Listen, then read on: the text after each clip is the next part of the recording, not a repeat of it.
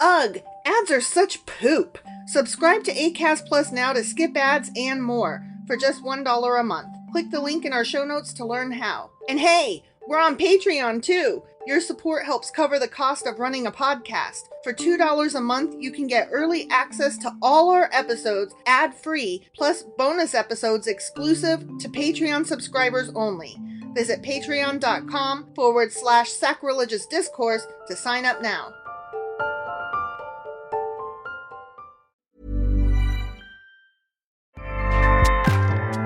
Acast powers the world's best podcasts. Here's a show that we recommend. Are you mindlessly swiping on Hinge? Coaxing your hubby to binge Love is Blind? Wondering where all the rose ceremonies and romantic getaways are when dating IRL? Welcome to Two Black Girls, One Rose, a podcast uncovering what we can learn about modern dating, love, and relationships from popular television.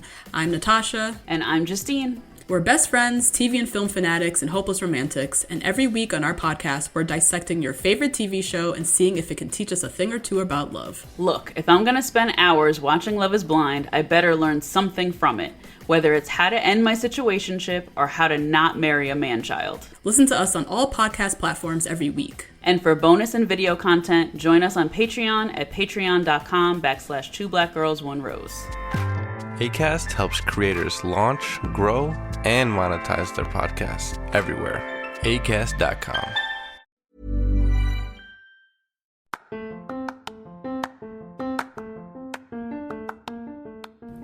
Welcome to Sacrilegious Discourse. I'm husband. And I'm wife. Together, we're reading the Bible for the very first time. We grew up without religion and wanted to know what all the fuss was about. Well, what have we learned so far? That God is a dick, and apparently some people believe in talking donkeys? We're not trying to pass ourselves off as experts. Nope, we're just reading the Bible for the first time and giving our first take reaction. If you'd like to join us in this venture, you might consider starting at episode 1. Otherwise, jump in wherever you like. All right, let's go read the Bible. Yeah, let's get to it. Husband! Wife! Do you know what we're doing today? I think it's a Saturday. It is, so we're doing Q&A Saturday. Right. And what kind of cues we got today? I'll be honest, we didn't really have very many cues. Oh. We were just like, are we reading this correctly? Yeah. And I mean, spoiler alert, yeah. Oh, So- well, I mean, that's a plus. Yeah. So I looked up some stuff about structure, and that was Okay. kind of interesting. Like, not as interesting as, say, behemoths. Right. but Yeah, it's hard to top Leviathans and Behemoths. It really is. It really is. But, we'll do what we can, and it's still good to know. Right. All right. Well, let's go get into this. Okie dokie.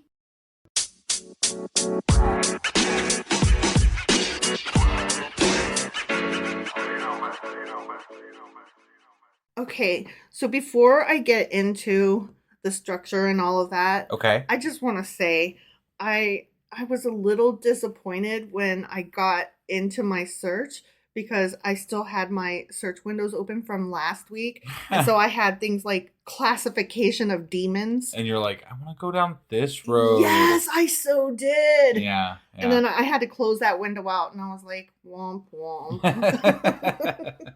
So this is nothing like last week, but it's more. you can't.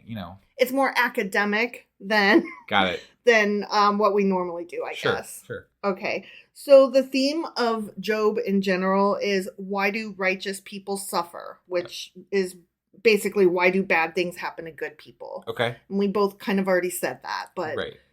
that is confirmed. Okay. That is what the theme of this whole book is. Got it. Okay. And so, like, story up to this point, like where we are, during this portion, Job laments the night of his conception and the day of his birth. He longs for death. His 3 friends visit him and accuse him of committing sin. Right. And tell him that his suffering was deserved as a result. Right. And that was the traditional understanding of suffering at that time. So Yeah. that made sense. Yeah. And I mean, There's still some of that lingers today. Mhm. Like, people still, if you have Mhm. something bad befall you, yes. people will be like, well, what did you do to deserve it? It's Yes. kind of, it's not like a fact. Right. Like, it's not a thing that people are like, you definitely did. But some people, religious people, Mm-hmm. do sometimes think that about other people. Yes. And they also think, and so this is all part of God's plan anyway. Right. Which I'm not sure how you reconcile you fucked up and you earned this versus, but this was all God's plan. Right. But I've never understood that. It doesn't really make sense. no. And how do you have free will and choice to fuck up, and yet it's in God's plan? It's just a convenient excuse to ascribe things to God. Exactly. Exactly. That is something that Candide railed against, and so you should, or I'm sorry, that Voltaire railed against, and so you should read his book Candide. Right. Because I know I've recommended that before, but you're recommending that to me because I have not read it. But I've also recommended it to our listeners before as well, and they haven't read it either. Well, we don't know that. I'm talking to you, the one out there that hasn't read it. You know who you are. Yeah. Read it. Yeah. Okay. So anyway, Job responds to his friends with scorn towards, they're being miserable to him. Right. I mean, like, dude just lost everything. Yeah. And has boils, and he's like, the fuck, guys? He's like, this does not track. Y'all are not helping me, and this does not track. Right. The math ain't mathin'. Right. Okay? And so, he responds with scorn, he questions God, and he fiercely opposes the idea that he's being punished for wrongdoing. Because he's like, okay, I'm not saying I'm sin-free, but if I'm being punished for whatever sins I may or may not have committed, I've already been forgiven for them. I've already atoned for them. So why ain't y'all suffering worse than me? Because I know y'all shit stink. Right. Right. So he begins to berate God for the disproportionate wrath against him, which it really is disproportionate. And he does see it as wrath because to this point, and I believe throughout the whole book, they are unaware of the other situation that's taking place in heaven between God and Satan. Yeah, obviously, it wouldn't be much of a bet if you let the person you're betting against or for know. So he doesn't know that he's just a pawn. He, his understanding is that he's being judged or he's being tested to see how strong this faith is, or he's being punished, and he's like, I don't understand. This is bullshit. Say that people, the Christians are against gambling sometimes. Mm-hmm. The fuck, God does it. Yeah, it's true. It's true. He literally tells Satan, also referred to as the adversary, bet my guy's good. Right. And Satan's like, hold my beer. We'll check that theory. Right, exactly. So he sees God, Job, that is, sees God as intrusive, suffocating, unforgiving, obsessed with destroying a human target, angry, fixated on punishment, hostile, and overall destructive. A dick. Yeah. To sum it up. Right. Yeah. He sees him as a dick in not so many, but more words. Right. Yes. So that's where we're at thus far. And from there, I thought I would, like I said, go over the structure a little bit. Which I didn't realize that there is a very easy outline where you can see the structure of this book. Okay. So the first two chapters are referred to as the prologue. And that's basically where they're setting up the story. And it's where we're introduced to Job, and we're also introduced to the situation with God and the devil. Got it. Or Satan. Yeah. Okay. So that's chapters 1 and 2. Okay. Chapters 3 through 31 are referred to as the dialogue. Oh my. Right. And that's going back and forth between Job, his friends, Job to God, Job to his friends. Right. So we've got, 20. We got a lot of dialogue coming. Chapters. Yeah. Right.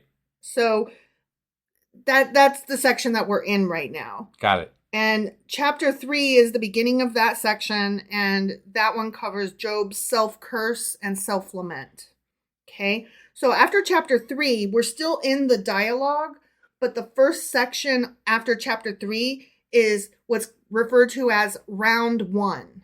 Okay? So there's different rounds of the dialogue. Got it. Okay? Okay. And it's a very cyclical nature, like it's friend Job, friend, or friend Job, or something like that. Got it. And it repeats. Okay. So this is round 1 of that repetition. Okay. So we've covered chapters 1 and 2. We've covered chapter 3. So now we're starting round 1. Chapters 4 and 5 are Eliphaz. And Eliphaz asks whether humans are righteous before God. Like, that's his basic thing. Okay. Because don't forget, this is a conversation. Yes, he's like speaking for 2 straight chapters. Right. But this is actually supposed to be a dialogue, which is why it's called the dialogue. Sure. Okay, so then chapter 6, Job is speaking to Eliphaz. And Job points out that it is his righteousness that is at stake. Right. So he's like, the fuck? And then in chapter 7, Job turns from Eliphaz to rail at God. Right. And he's like, the fuck, my guy? Yeah. And then in chapter 8, Bildad starts talking. And Bildad asks whether God perverts justice or righteousness, which to me the answer is yes. Right.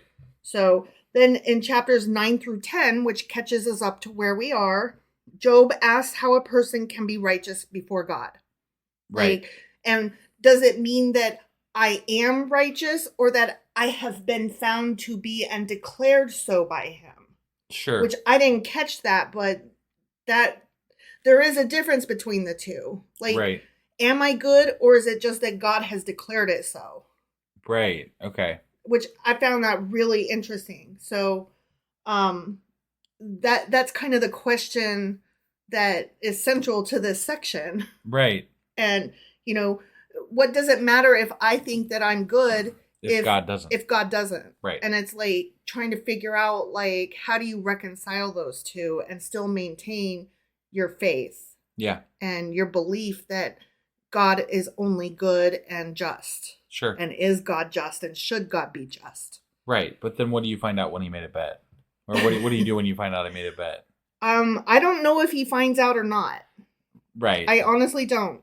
I do know at one point God comes down and talks to him. Okay. Which I find interesting. But I tried really hard to avoid going much further past chapters 9 and 10, even though we're in the middle of, quote, the dialogue. Right. Okay. The rest of this section of round 1, we haven't read yet, but just to set you up for it, in chapter 11, that's when Zophar will speak. I kind of figured that was coming. Right. Because this is the pattern. Sure. And that's what they mean by a round. It's pattern 1. Yeah. Yeah. And then to wrap up round 1 in chapters 12 through 14, Job will then speak again. Got it. So that's where we're at. That's what's been happening. And it raises some interesting questions. And we did understand pretty much what was happening, which is why we didn't really have any questions. Yeah. No, I mean, it's other than the heavy prose that they're using for this dialogue. Right. It's fairly straightforward. It's heavy-handed, and it's definitely more flowery than it needs to be, but it's considered by some sects of Christianity to be the poetics. Right. Like, remember with the Jewish Bible, it's considered the writings, the Ketuvim, the least important of the 3 sections. Yeah. And the Christianity has them listed as poetics. And that's why we have the flowery speech. Yeah, no, I get that. I guess, when I'm searching for what the meaning of, like, if I'm Christian, if I'm searching for my religion, if I'm trying to find out, I don't need flowery. I need to know what he wants. Just tell me straightforward. Right? Yeah. It doesn't need to be poetic. There's no reason for it. It's just the fact that it just furthers the idea that this is written by man and, pushed by man, because they're thinking that this is going to make people like it more, essentially. Right. You don't have to like it. You just have to know what it's talking about. Well, I think something that I find interesting is that we've always heard, based on the Bible, that man is made in God's image. And then there's the argument that goes, no, the fact of the matter is God is made in man's image. Right. And that is so obvious particularly in the book of Job, because only humans could be so cruel as to say, tell a guy to chop off his son's dick or to kill him and then be like, psych, just kidding. Only humans could be so cruel as to genocide an entire bunch of people and then not even think that there's anything wrong with that. Right. Like, no true God would be okay with that. Not the God as we understand him to be. A God shouldn't be as petty as this God is. Or small-minded, or shallow. If this thing or moved to anger, built the entire universe, it doesn't give a fuck about you. Yeah. There's no reason for it to. Right. It's just it's so obvious that God is based on human understanding and humans are cruel. Therefore, they made a cruel God. Right. Yep. There's really nothing that says it all. Do we need to read anymore? The answer is yes, because our goal is to read the whole Bible. Right, but also we just, there it is. Yeah. So. Yeah. I think we found the answer. It only took us up to Job, right? Right, yeah. Well, do we have anything else to go over today? No, that pretty much finished it up. Like I said, didn't have anything to specifically answer, but right. Still just interesting. Sum it up and go over a couple of things. That's fine. Let us know where we're at. Right. So that was our Q&A for Job chapters 6 through 10. Correct. And we are hopeful to be back tomorrow with our... Oh, tomorrow's Sunday. That's so tomorrow will be... Oh, what is it called? Sacrilegious Book Club. There you go. I couldn't think of it. I mouthed it like 3 times trying to get you to say it. I know, but I couldn't see your mouth. Yeah. And okay. I'm dumb. Okay. Yeah. So there it is. All right, yeah. That one. And then you'll do the weekly wrap up. Yep. And then we'll be back on Monday with Job chapter 11. Very good. All right. We'll see you guys soon. Yep. Bye.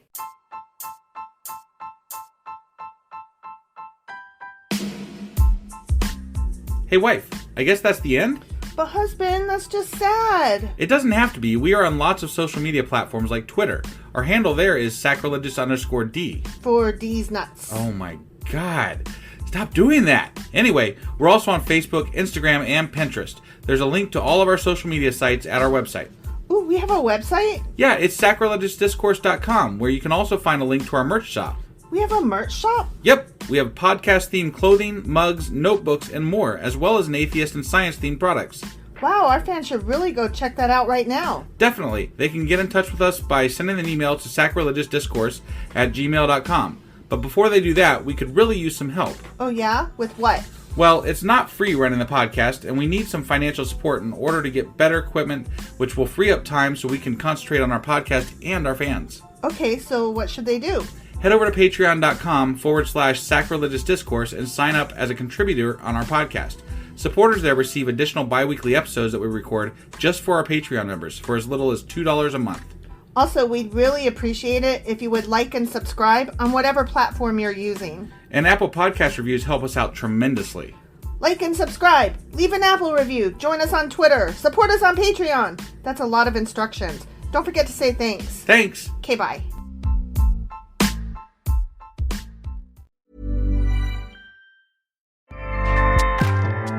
Acast powers the world's best podcasts. Here's a show that we recommend.